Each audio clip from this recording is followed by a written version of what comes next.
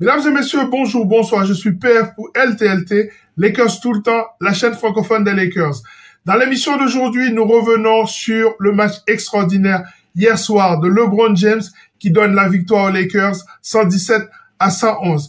Dans l'émission d'aujourd'hui, je vous explique ce que les Lakers doivent faire pour gagner le prochain match. En plus, je parlerai des autres séries. Lakers tout le temps, c'est tout de suite. Step 1, wake up early, gonna rise with the sun. Step 2, get some good, some food in you. Step 3, think real hard about what you wanna be. Step 4, everybody just do your thing. Wake up, today's gonna be a good day. Wake up, today's gonna be a good day. Wake up, today's gonna be... Les Lakers remportent le match 4 à domicile après prolongation 117-111. Quel match! C'était un match à rebondissement, c'était un match pas pour les cardiaques. Ce match est un vrai match de playoff. Qu'est-ce qu'on a vu? On a vu une équipe des Lakers dominante au premier quart-temps. Il faut se rappeler que dans cette série, après 5 matchs, chaque fois qu'une équipe a gagné le premier quart-temps, gagné le match. On a vu ensuite une équipe de Memphis qui a repris le dessus dans le deuxième quart-temps, mais ce sont les Lakers qui ont bien terminé ce deuxième quart-temps. Le troisième quart-temps, c'est une domination de cette équipe de Memphis. La domination de cette équipe de Memphis au troisième quart-temps coïncide avec 3 choses. D'abord, Desmond Bane qui a été exceptionnel en attaque et en défense, surtout dans ce troisième quart-temps. Deuxièmement, Austin Reeves qui était un problème de faute et qui n'était pas souvent sur le terrain. Et troisièmement, Anthony Davis qui n'est pas du tout rentré dans cette deuxième mi-temps. Et donc, dans ce troisième quart-temps, comme il n'était pas servi, eh bien, il s'est beaucoup frustré. Il est sorti carrément de son match. Dans cette vidéo, à la fin, je vous expliquerai pour moi quelle est la clé pour donner la balle à Anthony Davis. Et pour moi, c'est la clé aussi pour gagner cette série, pour gagner ce match à l'extérieur à Memphis. Ensuite, qu'est-ce qu'on a vu? Un quatrième quart-temps où les Lakers sont à nouveau dominés en début de quart-temps, où ils ont repris le dessus, surtout avec 3 tirs à 3 points de D'Angelo Russell. 3 tirs de D'Angelo Russell sont absolument clutch et ça a permis à cette équipe des Lakers de rester dans le match. En prolongation, on a vu autre chose encore. Et c'est ça qui est extraordinaire dans ce match, c'est que dans chaque quart-temps, on a appris quelque chose de nouveau. Et ce qu'on a appris à la fin de ce quatrième quart-temps et le début de cette prolongation, c'est que les Lakers sont redevenus les patrons. On a vu Anthony Davis mettre un contre sur Ja Morant pour envoyer le match en prolongation. Surtout, avant, on a vu LeBron James mettre un panier absolument impossible pour envoyer ce match en prolongation. On a vu ensuite Anthony Davis mettre un panier extraordinaire pour commencer les prolongations. Et je trouve que cela a donné tout le rythme à ces prolongations. On a vu un rebond d'Hachimura très clair et très autoritaire qui a permis aussi à cette équipe des Lakers d'avoir plusieurs possessions d'avance. Ensuite, ça a été pour moi le grand frère, c'était les Lakers en prolongation. On a eu l'impression effectivement que toute l'expérience de LeBron et de Schroeder et de D'Angelo Russell et d'AD a été bénéfique pour cette équipe des Lakers. Au final, le petit frère, c'était Memphis. Bon, évidemment, le sentiment que les Lakers ont plus d'expérience que les Grizzlies. On a vu ce drive à la fin de ces prolongations de LeBron James sur Dillon Brooks, tout un symbole qui va sceller la victoire des Lakers. Autre point positif, bien sûr, LeBron James. J'aimerais qu'on prenne un moment pour analyser la performance de LeBron James. Et la première donnée qu'on va mettre en évidence, c'est qu'il a 38 ans. Ça, il faut jamais l'oublier. Ce mec, hier, il a été absolument exceptionnel. On dit toujours que c'est le joueur le plus complet, mais je trouve que hier, il l'a montré davantage. Alors, 22 points, 20 rebonds. Des contres stratosphériques. Ce qui est extraordinaire, c'est qu'il a provoqué 2 passages en force. Je me dis, il faut beaucoup de courage quand Ja Morant arrive à toute vitesse sur toi, de rester et de prendre la charge. Ça a été absolument magnifique. Je trouve que c'est ça qui a découragé Ja Morant. Pour le prochain match, ça va être important parce qu'à chaque fois qu'il va driver, il va penser que peut-être soit AD et surtout LeBron qui a une excellente vision du jeu, mais c'est extraordinaire, eh bien sera là pour l'attendre et il risque de se faire mal à cette main. Et alors, il faut pas oublier une chose. LeBron a fait deux choses dans ce match. Je vous ai parlé des passages en force, mais à un moment, il décale Rui Hachimura, une passe absolument magnifique qui traverse tout le terrain. Et cette passe a permis à Rui Hachimura de rentrer son seul tir à 3 points du match. Je trouve que c'était une façon pour lui de dire, écoute, j'ai besoin de lui, il faut qu'il soit en confiance. Jarred Vanderbilt, pour moi, est à classer dans les bonnes performances de la soirée. C'est un joueur pour lequel il n'y a absolument aucune phase de jeu qui est tracée.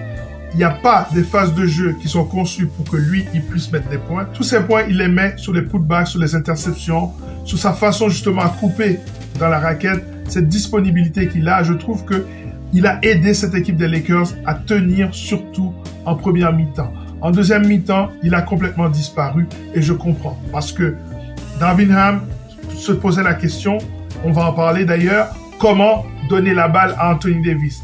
Et à partir du moment où il y avait Vanderbilt sur le terrain, c'était compliqué puisque l'équipe de Memphis le laissait tout seul et venait renforcer donc cette présence, ce mur à l'intérieur de la raquette et cette prise à deux systématique sur Anthony Davis qui s'est frustré et qui est sorti de son match. Il fallait que Darvin Ham trouve une solution à cela. Eh bien, en deuxième mi-temps, il a préféré bencher Jarred Vanderbilt. Du coup, il a perdu énormément de puissance au niveau du rebond offensif et les Lakers ont été mangés au rebond offensif. Austin Reeves aussi, une satisfaction, 23 points, le meilleur Laker au niveau offensif hier soir, avec des drives qui étaient absolument dignes d'un vieux briscard. Bravo, il a beaucoup aidé cette équipe malgré ses problèmes de faute. Et enfin, j'en ai parlé, les 3 tirs de D'Angelo Russell à la fin du 4e quart-temps qui ont permis aux Lakers de revenir dans le match. Donc dans le moins bon, évidemment, le rebond offensif. Les Lakers ont failli dans ce domaine et ça a failli leur coûter le match. Il va falloir faire plus de box-out. Il va falloir être beaucoup plus présent à ce niveau. Les pertes de balles. Les Lakers ont perdu trop de ballons et ça a permis justement à cette équipe de Memphis de toujours avoir le rythme. On sait que Ja Morant, ce sont les situations qu'il aime bien. Avec sa vitesse et son explosivité, si vous perdez les ballons, vous le lancez. C'est comme si vous le mettiez sur orbite. Il va falloir que les Lakers contrôlent cela. La sélection de tirs aussi, ça va dans le même sens. Si les tirs sont mal pris, le rebond est plus facile pour l'équipe adverse et les contre-attaques partent. Il va falloir que D'Angelo Russell et aussi Dennis Schroeder fassent beaucoup plus attention à cela. Il faut sélectionner les meilleurs tirs possibles face à cette équipe. Le banc a été défaillant aujourd'hui. Jusqu'à présent, c'est Rui Hachimura qui lançait cette dynamique du banc, mais dans ce match, il a été particulièrement maladroit. Il va falloir que cela soit rectifié, ne serait-ce qu'un tout petit peu.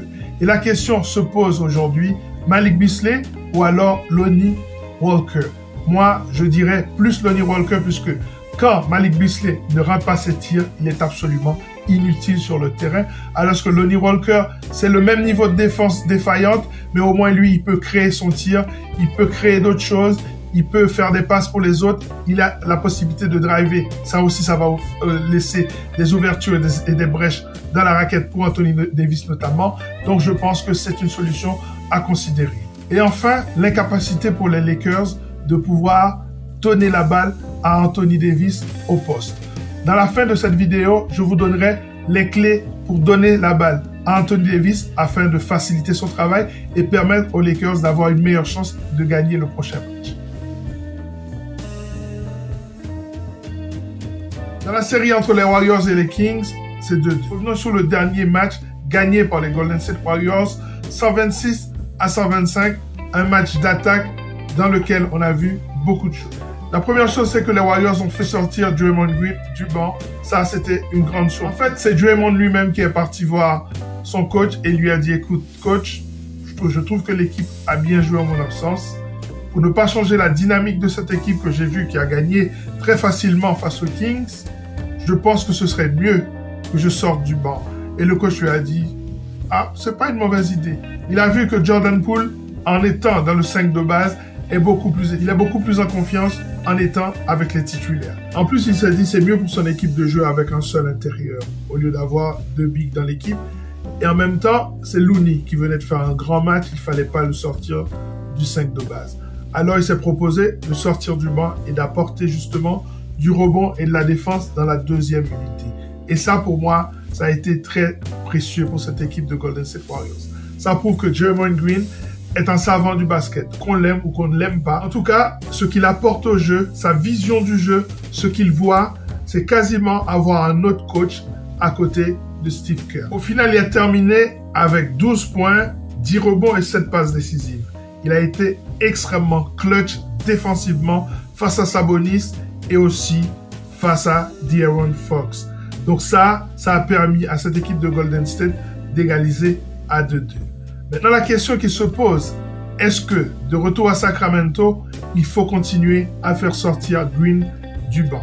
Je pense que c'est ce que va faire le coach, mais il faut qu'il s'attende à une chose, c'est que Jordan Poole à l'extérieur n'est pas la même chose que Jordan Poole à la maison.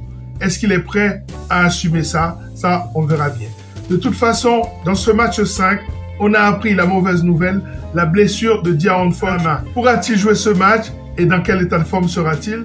De toute évidence, la pression est sur les Kings. Comme disait un coach champion NBA, Rudy Tomjanovic, il ne faut jamais sous-estimer le cœur d'un champion. Et les Golden State Warriors sont une équipe de champions.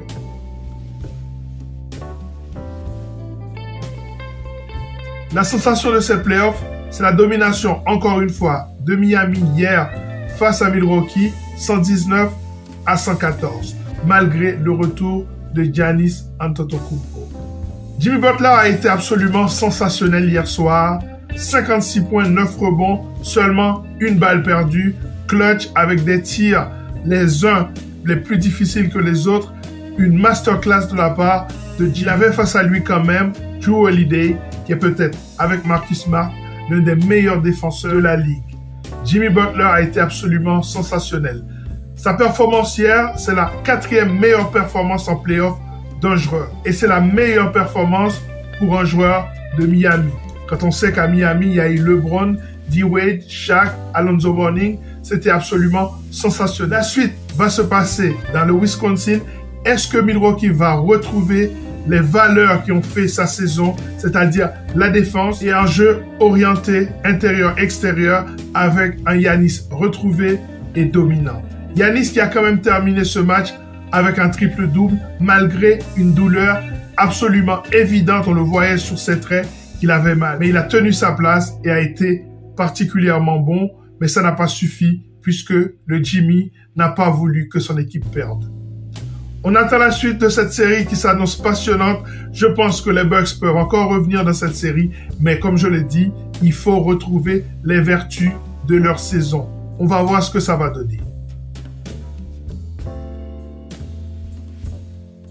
Les Timberwolves de Minnesota ont réussi à prendre un match face aux Nuggets de Denver, malgré les 46 points de Jokic.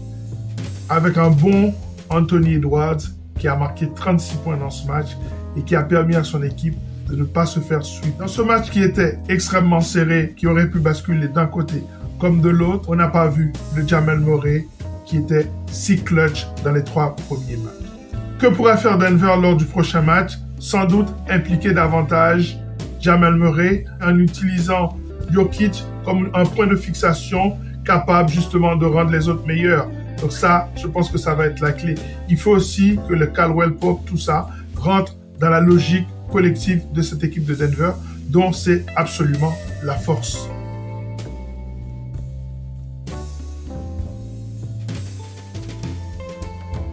Les Knicks mènent 3-1 dans leur série face aux Cavs après une victoire convaincante 102-93 à New York au Madison Square Garden. L'équipe des Cavs qui a énormément de difficultés à marquer des points face à cette défense des Knicks. À la base, c'est la défense des Cavs qui aurait dû dicter la loi, mais c'est pas ce qui s'est passé, surtout pas au Madison Square Garden. Quelles étaient les raisons de ce triomphe des Knicks? On va en parler. La première raison, c'est que le meilleur joueur de la série s'appelle Jalen Brunson, qui a terminé 3e pour le vote des joueurs qui ont le plus progressé pendant la saison. En tout cas, le joueur qui a le plus progressé dans cette série, c'est Jalen Brunson. C'est lui qui dicte le tempo dans cette série. Le deuxième élément, c'est l'apport du supporting cast des Knicks qui est supérieur à celui des Cavs. Emmanuel Quickley, Obi Toppin bien sûr, Barrett, ils ont tous apporté quelque chose. Et que dire de Josh Hart? Je vous avais dit dans les previews que c'était lui la clé. Il est en train de le montrer par toutes les petites choses qu'il fait sur le terrain, les points qu'il marque, les rebonds, sa défense, ses tirs à 3 points. Il est absolument clutch dans cette série. Le troisième élément, c'est la défense sur Donovan Mitchell qui n'a pas existé. New York a trouvé la clé contre ce joueur. Et le quatrième élément, c'est la suppression de l'importance du front court de cette équipe des Cavs. Comment? En privilégiant un jeu avec 3 arrières, Brunson, Quickley et Josh Hart. Ce qui fait que cette équipe des Cavs est obligée de jouer plus petit. Ça change toute la dynamique. Donc ce front court de cette équipe des Cavs, qui était sa force, qui en a fait justement la meilleure défense de la saison régulière, eh bien ce front court, surtout Jarrett Allen, eh bien c'est beaucoup moins important. Surtout la décision de Thibodeau de bencher Julius Randle et de faire rentrer Obi Toppin. Ça a changé toute la dynamique du 4e match. Maintenant, on retourne à Cleveland. Il va falloir s'ajuster et trouver des solutions pour les 2 arrières de cette équipe des Cavs, Donovan Mitchell et Garland.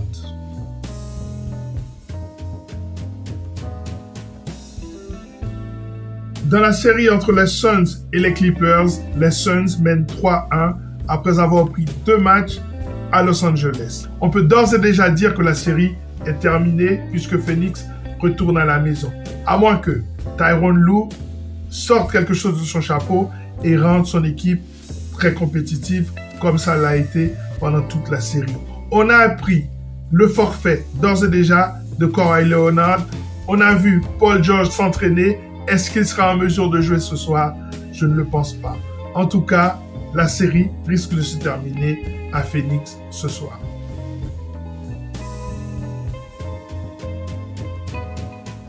Entre les Celtics et les Hawks, les Celtics ont pris une avance conséquente.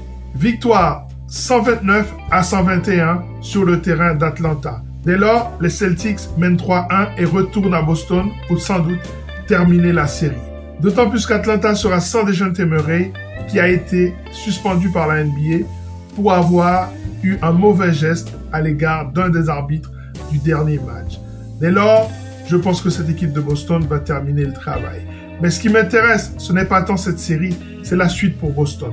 Parce que Boston a pris beaucoup de points face à Atlanta. Et ça, pour moi, c'est inquiétant. En playoff, je ne crois pas du tout au succès des équipes qui ne jouent pas en défense. Il va falloir que Boston, comme les Bucks, retrouvent les vertus de leur saison et commencer à jouer en défense. Il le faudra face à cette équipe de Philadelphie qui, elle, est déjà qualifiée puisqu'elle a déjà éliminé 4-0 l'équipe des Nets.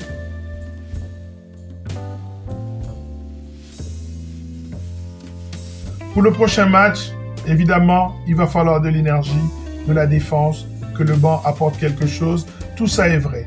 Mais je pense que l'élément principal, c'est la capacité des Lakers à donner la balle au poste bas, j'entends, à Anthony Davis. Et pour cela, j'ai quelques pistes qui pourront justement faciliter cette connexion entre les ball handlers des Lakers et Anthony Davis. J'ai pris quelques notes parce que ma mémoire, en général, me fait défaut.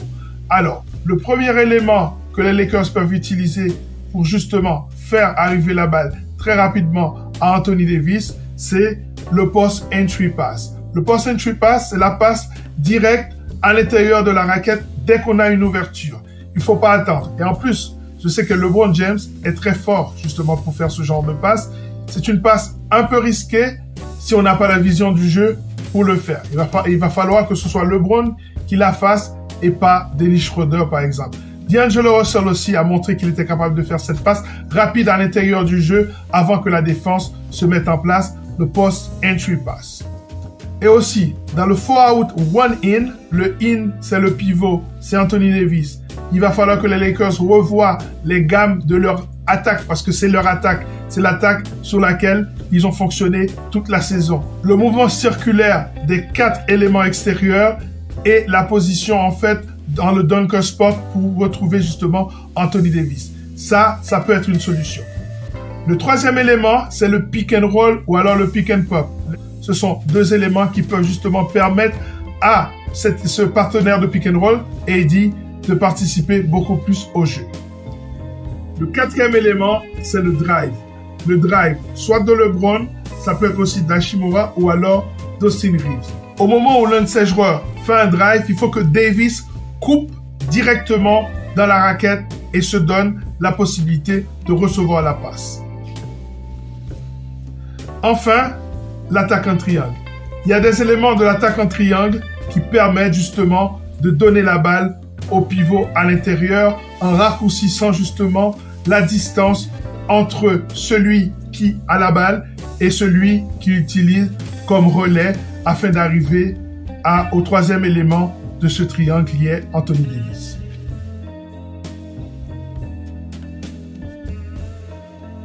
Voilà, c'est terminé pour cette émission consacrée au quatrième match de playoff des Lakers et des autres équipes. Les Lakers mènent 3-1. Prochain match dans 2 jours. Les Lakers voyagent à Memphis dans une ambiance qui va être sans doute extraordinaire avec une question en tête. Comment servir Anthony Davis? Ça, c'est la clé de leur qualification pour les demi-finales de la conférence Ouest. À très bientôt pour la suite des playoffs sur Lakers tout le temps, la chaîne francophone des Lakers.